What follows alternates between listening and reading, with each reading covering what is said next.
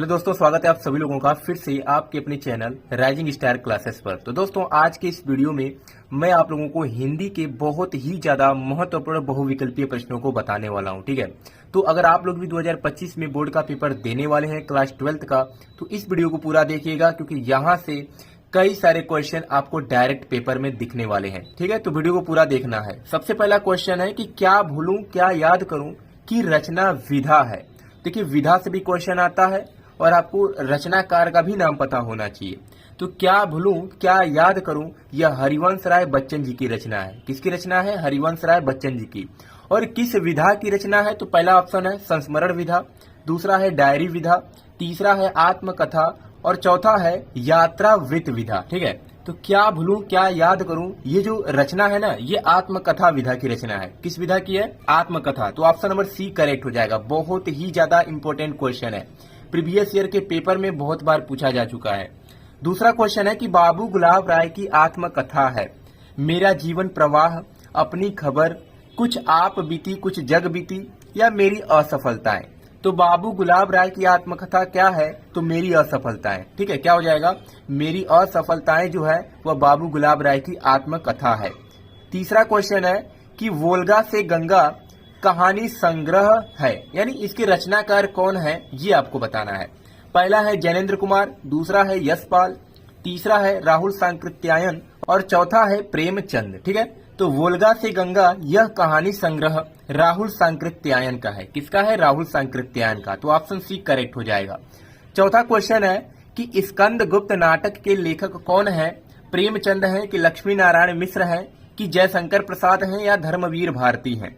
तो स्कंद गुप्त नाटक के लेखक जयशंकर प्रसाद जी हैं। कौन है? जयशंकर प्रसाद। आप लोगों को क्या करना है, जयशंकर प्रसाद की हर एक रचना का नाम आपको पता होना चाहिए और कौन कौन सी विधा का वो रचना है ये भी आपको पता होना चाहिए, क्योंकि जयशंकर प्रसाद की एक रचना पेपर में पूछा ही जाता है, एक से ज्यादा भी पूछा जाता है पेपर में। इसलिए जयशंकर प्रसाद की रचनाओं को अभी याद कर लीजिएगा, क्योंकि जयशंकर प्रसाद क्या है? छायावाद युग के कवि हैं और छायावाद युग के कवि से एमसीक्यू टाइप क्वेश्चन भी बनता है और साहित्यिक परिचय, जीवन परिचय ये भी लिखने के लिए आता है।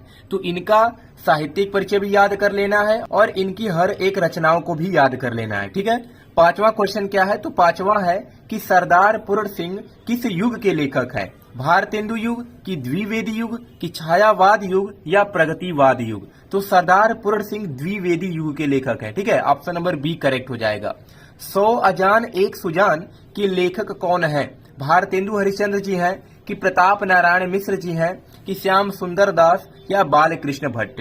तो 100 अजान एक सुजान के लेखक बालकृष्ण भट्ट हैं। ठीक है, तो ऑप्शन नंबर चौथा करेक्ट हो जाएगा। एक एक क्वेश्चन बहुत ही ज्यादा इंपॉर्टेंट है, इसलिए हर एक क्वेश्चन को अभी याद कर लीजिए। अगर आपका हाफ ईयरली का पेपर होने वाला है तो अगर आप केवल इसको भी याद कर लेते हैं एमसीक्यू क्वेश्चन में, तो आप सारे क्वेश्चन ऐसे ही कर लेंगे। ठीक है, चलिए अगला क्वेश्चन देखते हैं।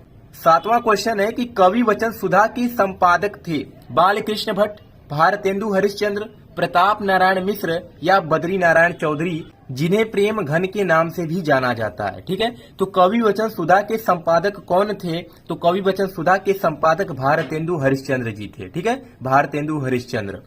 बाण भट्ट की आत्मकथा के लेखक हैं महावीर प्रसाद द्विवेदी, सरदार पूर्ण सिंह, वासुदेव शरण अग्रवाल या हजारी प्रसाद द्विवेदी? तो बाण भट्ट की आत्मकथा के लेखक हजारी प्रसाद द्विवेदी हैं। ठीक है, देखिए महावीर प्रसाद द्विवेदी और हजारी प्रसाद द्विवेदी, इन दोनों लेखकों में क्या होता है? कंफ्यूजन हो जाता है। तो आपको याद कर लेना है बाण भट्ट की आत्मकथा जो है वह हजारी प्रसाद द्विवेदी की रचना है या इसके लेखक है। 9 नंबर क्वेश्चन है कि मैला आंचल किसका उपन्यास है? वृंदावनलाल वर्मा का है कि भगवती चरण वर्मा का है कि फणीश्वर नाथ रेणु का है या मुंशी प्रेमचंद? तो मैला आंचल जो उपन्यास है यह फणीश्वर नाथ रेणु की रचना है। ठीक है, ये भी आपको पता होना चाहिए मैला आंचल किस विधा की रचना है? तो उपन्यास विधा की रचना है। विधा भी आ सकता है पेपर में। इंदुमती कहानी के लेखक हैं वृंदावनलाल वर्मा, किशोरीलाल गोस्वामी, अज्ञेय या प्रेमचंद? तो इंदुमती कहानी के लेखक किशोरीलाल गोस्वामी हैं। कौन है? किशोरीलाल गोस्वामी हैं। अतीत के चलचित्र किस विधा की रचना है? तो अतीत के चलचित्र संस्मरण विधा की रचना है। ठीक है, ऑप्शन बी करेक्ट हो जाएगा। 12 नंबर क्वेश्चन है कि हिंदी प्रदीप के संपादक थे प्रताप नारायण मिश्र थे कि बालकृष्ण भट्ट कि राधा चरण गोस्वामी या बद्री नारायण चौधरी? तो हिंदी प्रदीप के संपादक बालकृष्ण भट्ट थे। ठीक है, ऑप्शन बी करेक्ट हो जाएगा। 13 नंबर क्वेश्चन है कि भारतेंदु युग में किस पत्रिका का प्रकाशन हुआ था? तो भारतेंदु युग में कवि वचन सुधा पत्रिका का प्रकाशन हुआ था। और कवि वचन सुधा पत्रिका का प्रकाशन किसने किया था, इसके संपादक कौन थे? तो भारतेंदु हरिश्चंद्र जी थे। ठीक है, और भारतेंदु युग में ही इस पत्रिका का क्या हुआ था, प्रकाशन हुआ था। अगला क्वेश्चन है कि काशी नागरी प्रचारणी सभा की स्थापना की थी श्याम सुंदर दास, गुलाब राय, सुमित्रा नंदन पंत ने या राय कृष्ण दास ने? तो काशी नागरी प्रचारणी सभा की स्थापना श्याम सुंदर दास ने किया था। ठीक है, तो ऑप्शन ए करेक्ट हो जाएगा। निंदा रस निबंध के रचनाकार हैं हजारी प्रसाद द्विवेदी जी हैं कि प्रेमचंद हैं कि हरिशंकर परसाई हैं या जैनेन्द्र कुमार हैं? तो निंदा रस निबंध के रचनाकार हरिशंकर परसाई हैं। और निंदा रस किस विधा की रचना है? तो देखिए लिखा भी गया है निबंध विधा की रचना है। ठीक है, तो निंदा रस निबंध विधा की रचना है और इसके रचनाकार कौन है? तो हरिशंकर परसाई हैं। केदारनाथ पांडे किस लेखक का वास्तविक नाम था? अज्ञेय का नाम था कि राहुल सांकृत्यायन का नाम था या राम वृक्ष बेनीपुरी का या जैनेन्द्र कुमार का? तो केदारनाथ पांडे राहुल सांकृत्यायन का वास्तविक नाम था। ठीक है, याद रखिएगा। निम्न में से नाटककार हैं रामचंद्र शुक्ल हैं कि मोहन राकेश हैं कि डॉक्टर नगेंद्र हैं या महादेवी वर्मा जी हैं? तो नाटककार इनमें से किसे कहा जाता है? मोहन राकेश को कहा जाता है। ऑप्शन बी क्या होगा, करेक्ट हो जाएगा। 18 नंबर क्वेश्चन है कि निम्न में से जीवनी है चिंतामणि है कि अतीत के चलचित्र है या आवारा मसीहा है या चौथा ऑप्शन है इनमें से कोई नहीं? ठीक है, क्या हो जाएगा, इनमें से कोई नहीं। तो बताइए इनमें से कौन जीवनी है? क्या तीनों में से कोई जीवनी है या कोई भी नहीं है? तो आवारा मसीहा जो है यह जीवनी है। किस विधा की रचना है? तो जीवनी विधा की रचना है। 19 नंबर प्रश्न है कि डॉक्टर संपूर्णानंद को मंगला प्रसाद पुरस्कार प्राप्त हुआ था, किस पर प्राप्त हुआ था? गणेश पर या चिद्विलास पर या समाजवाद पर या आर्यों का आदि देश पर? तो बताइए निम्न में से डॉक्टर संपूर्णानंद को मंगला प्रसाद पुरस्कार किस में प्राप्त हुआ था? तो समाजवाद पर प्राप्त हुआ था। ठीक है, किस पे? समाजवाद पर। 20 नंबर क्वेश्चन है कि हिंदी का पहला मौलिक उपन्यास है परीक्षा गुरु, गोदान, गुनाहों के देवता या चित्रलेखा? तो हिंदी का जो पहला मौलिक उपन्यास है वह परीक्षा गुरु है। तो ऑप्शन ए करेक्ट हो जाएगा। निबंध विधा का सर्वाधिक विकास हुआ था किस युग में? द्विवेदी युग में कि छायावादी युग में या भारतेंदु युग में या छायावादोत्तर युग में? तो निबंध विधा का सर्वाधिक जो विकास हुआ था यह छायावादी युग में हुआ था। ठीक है, छायावादी युग में निबंध विधा का सर्वाधिक विकास हुआ था। तूफानों के बीच रचना की विधा है, यानी ये जो रचना है तूफानों के बीच, यह किस विधा की रचना है? ये कहानी है कि उपन्यास है कि एकांकी है या रिपोर्टाज है? ठीक है, क्या है? रिपोर्टाज है। तो इसका जो ऑप्शन होगा वो ऑप्शन नंबर चौथा करेक्ट हो जाएगा, रिपोर्टाज। तूफानों के बीच जो रचना है यह रिपोर्टाज विधा की रचना है।